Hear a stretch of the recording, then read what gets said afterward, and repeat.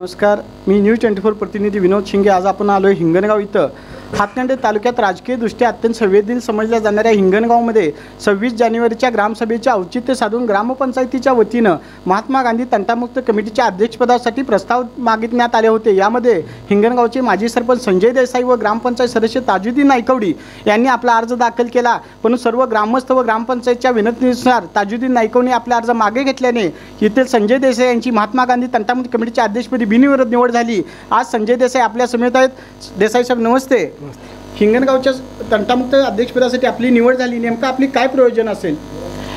हे गाव गेले 25 ते 30 वर्ष मी सातत्यानं चांगलं व्हावं, या गावात शांतता नांदावी यासाठी राजकीय आणि सामाजिक अशा पद्धतीचं कामकाज मी केलेलं आहे। यात्रा जत्रा उरूस या सगळ्या पारंपरेप्रमाणे व्हावं ही माझी भावना आहे। पण अलीकडच्या काळामध्ये माझी इच्छा तंटामुक्त समितीचा अध्यक्ष होण्याची नव्हती, पण आत्ता अलीकडच्या काळामध्ये सून सासू त्याचबरोबर मुलं आपल्या आईवडिलांना न बघणे असे अनेक प्रकार आपल्या गावात आहेत, पण त्यांना न्याय देणारा माणूस नाही। ती येऊन माझ्यापाशी बोलतात, सांगतात माझे असं झालेलं आहे, पण माझ्याकडे ते शस्त्र नाही।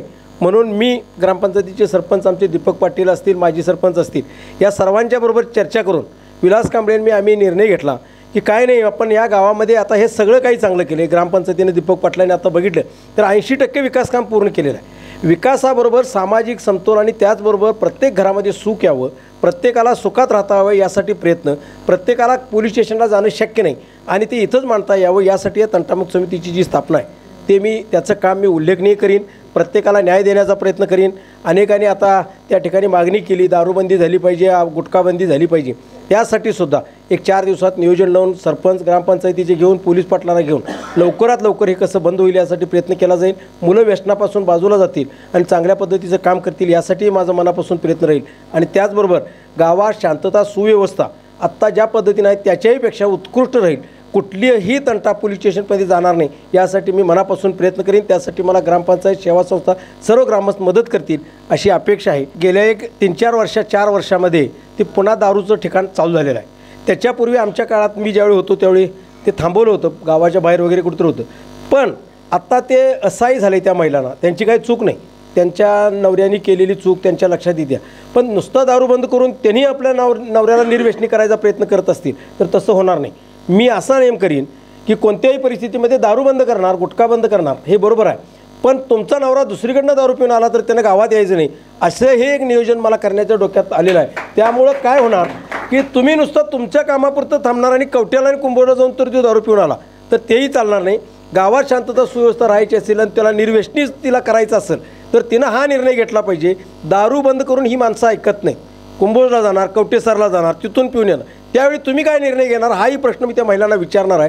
त्यांना एकत्रित करणार आहे 30 तारखेला आणि त्यांनी जे शब्द देतील त्याच्यावर आधारित मी मावा गुटखा आणि काय असतील आकडा आणि काय म्हणते कोण काय चालू आहे ते सगळं बंद करून टाकविण्याची हिंमत माझ्यात आहे। मी ते 100% करीन। 65 वर्षाच्या पुढील आईवडिलांना जर मुलं सांभाळत नसतील तर तो कायदा आहे आणि ते तंटामुक्त समितीनं कलेक्टरांच्याकडे दाखल केल्यानंतर ते शेत त्याच्या नावावर होईल, ते घर त्याच्या नावावर होईल आणि त्यातूनही ते ऐकलं नाही तर मुलालासुद्धा घराच्या बाहेर काढून त्याला जगण्याची संधी दिली आणि आईवडिलांना आपल्या गावात राहण्याची व्यवस्था करण्याची संधी मी देणार आणि कलेक्टर साहेब त्यामध्ये मला मदत करणार। त्यामध्ये खासदार आहेत, आमचे आमदार आहेत, अनेक गोष्टीचा फायदा घेत मी त्या ठिकाणी त्या माणसांना न्याय मिळवून देण्याची भूमिका घेणार।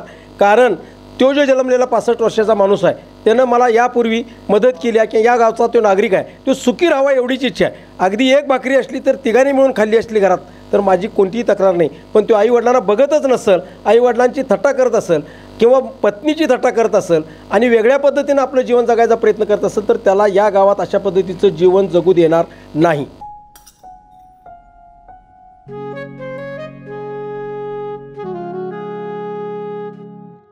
बाबा आज येताना बासुंदी घेऊन या ना। अगं कालच आपण आईचा वाढदिवस होता म्हणून आणली होती ना। ऐकलं, गोकुळची बासुंदी पुन्हा खावीशी वाटतेय। खरं सांगू मलाही खावीशी वाटतेय। पुन्हा पुन्हा खावीशी वाटणारी गोकुळ बासुंदी।